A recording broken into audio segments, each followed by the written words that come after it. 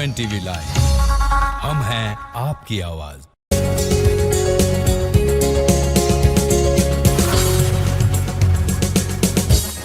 नमस्कार, UNTV live के उत्तराखंड एक नजर कार्यक्रम में आप सभी का स्वागत है। मैं हूं प्रगति पचोली। चलिए जल्दी से एक नजर डाल लेते हैं उत्तराखंड की आज की कुछ अहम खबरों पर।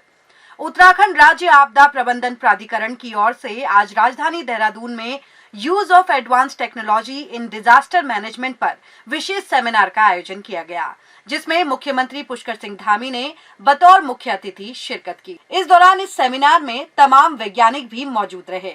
सेमिनार को संबोधित करते हुए मुख्यमंत्री पुष्कर सिंह धामी ने कहा कि जितने भी पर्वतीय राज्य हैं, जहां पर आपदाएं आती रहती हैं, वहां अब आपदा का स्वरूप बदलता नजर आ रहा है। आपदा कभी भी आ सकती है और उसके लिए किस तरह से तैयार रहना है, इसके लिए इस तरह के सेमिनार का होना बेहद ही जरूरी है।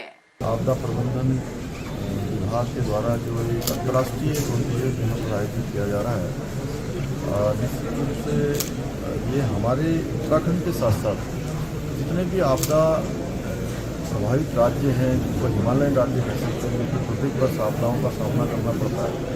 पहले कुछ मौसम निर्धारित होते थे आपदा आने के, लेकिन आज मौसम निर्धारित नहीं है, किसी भी मौसम में कभी भी आपदा आ जाती है।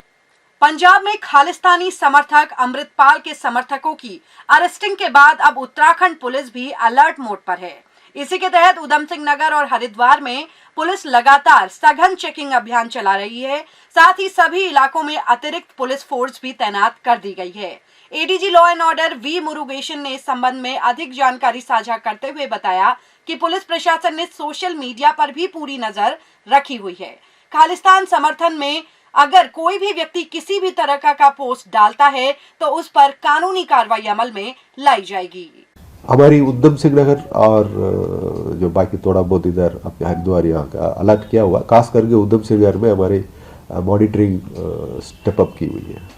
उत्तराखंड के विभिन्न पहाड़ी और मैदानी जनपदों में बीते 3 दिनों से तेज हवाओं के साथ ही हल्की बूंदाबांदी और ओलावृष्टि का दौर जारी है, जिससे सीधे तौर पर किसानों को भारी नुकसान हुआ है।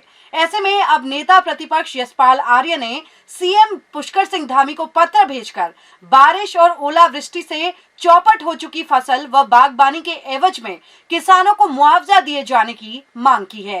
पत्र में आर्य ने कहा है कि प्रदेश में भारी बारिश और तूफानी हवाओं से किसान की उम्मीदों पर पूरी तरीके से पानी फिर गया है। पहले ही महंगाई की मार झेल रहे किसानों के लिए ये बहुत बुरा समय है। खबरों में अब बात कर लेते हैं देहरादून के जॉली ग्रांट एयरपोर्ट की। देहरादून के जॉली ग्रांट एयरपोर्ट के नाम बदले जाने को लेकर अब प्रदेश में सियासत गरमाने लगी है। दरअसल हरिद्वार सांसद डॉक्टर रमेश पोखरियाल निशंक ने बीते रोज केंद्र सरकार को पत्र लिखकर हवाई अड्डे का नाम पूर्व प्रधानमंत्री भारत रत्न स्वर्गीय अटल बिहारी वाजपेयी के नाम पर रखने की सिफारिश की थी, जिसको लेकर अब कांग्रेस ने सवाल खड़े किए हैं। कांग्रेस की मुख्य प्रवक्ता गरिमा मेहरा दसोनी ने सवाल किए हैं कि भाजपा के लोग बताएं कि आखिर उन्हें तत्कालीन हरीश रावत सरकार के दौरान जॉली ग्रांट एयरपोर्ट का नाम आदि गुरु शंकराचार्य के नाम पर रखे जाने के प्रस्ताव से क्या परेशानी है, या फिर उन्हें कोई परेशानी पूर्व मुख्यमंत्री हरीश रावत से है। 2016 में कांग्रेस के पूर्व मुख्यमंत्री श्री हरीश रावत जी के द्वारा आदि गुरु शंकराचार्य जी के नाम पर जॉली ग्रांट हवाई अड्डे का नाम करने का प्रस्ताव केंद्र सरकार को भेजा गया था। अब भाजपा के लोग कम से कम गनीमत है, उन्होंने गौतम अडानी जी के नाम पर इस हवाई अड्डे को रखने की बात नहीं कही और अटल जी का नाम लिया है। लेकिन कम से कम त्रिवेंद्र जी हों या पोखरियाल जी हों, उनको ये तो बताना चाहिए कि हरीश रावत जी के प्रस्ताव से उनको क्या दिक्कत है। वहीं जॉली ग्रांट एयरपोर्ट का नाम बदले जाने पर शुरू हुए विवाद पर बीजेपी के प्रदेश अध्यक्ष महेंद्र भट्ट ने कहा कि कांग्रेस को पूर्व प्रधानमंत्री अटल बिहारी वाजपेयी के नाम पर कोई दिक्कत नहीं होनी चाहिए। उन्होंने कहा कि उत्तराखंड राज्य का निर्माण अटल बिहारी वाजपेयी ने ही किया था। अब कांग्रेस को अटल जी के नाम पर आपत्ति तो होनी नहीं चाहिए। आखिर आज इस राज्य के अंदर नेता प्रतिपक्ष की भूमिका कांग्रेस को मिली है तो तभी मिली जब राज्य बना है, और इस राज्य की निर्माण में अटल जी के योगदान को उत्तराखंड की जनता कभी भूल नहीं सकती है और एक सकारात्मक निर्णय है। अभी ठीक है कि आज वो जिसको को उठा रहे हैं तो उनके समय उनके कालखंड में समय था जिसकी वो चर्चा कर रहे हैं, तो उस नाम पर भी करते तो आपत्ति हमको कोई नहीं थी। आज उनको आपत्ति उठाने का कोई औचित्य बनता नहीं है। अब बात कर लेते हैं एक ऐसे फर्जी आईएएस अधिकारी की जो खुद को प्रधानमंत्री कार्यालय का डायरेक्टर बताकर रौब झाड़ता फिर रहा था। प्रधानमंत्री कार्यालय का डायरेक्टर बताकर रौब झाड़ने वाले फर्जी आईएएस अधिकारी किरण पटेल को भले ही जम्मू कश्मीर पुलिस ने अरेस्ट कर लिया हो, लेकिन मामले को तूल पकड़ता देख अब उत्तराखंड पुलिस भी बगले झांकने लगी है।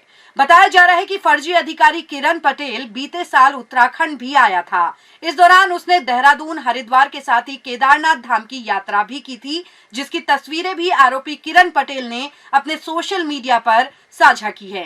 ऐसे में इस मामले में एडीजी वी मुरुगेशन का कहना है कि पुलिस अब जांच कर रही है कि आरोपी किरण पटेल को पुलिस की जेट सिक्योरिटी मिली थी या नहीं। मेरे को इसको चेक कराना पड़ेगा, अभी चेक करके बता पाऊंगा मैं। वैसे होते हैं ना, वो प्रॉपर हमारा कहीं से भी सिक्योरिटी कैटेगरी का वो कंसर्न पुलिस अथॉरिटी से आता है, तब हम प्रोवाइड करते हैं।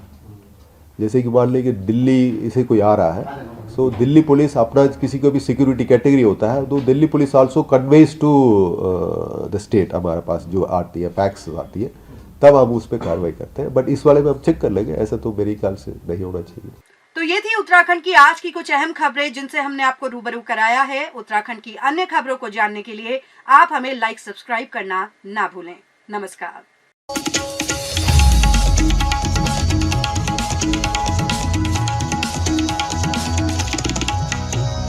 UNTV लाइव, हम हैं आपकी आवाज।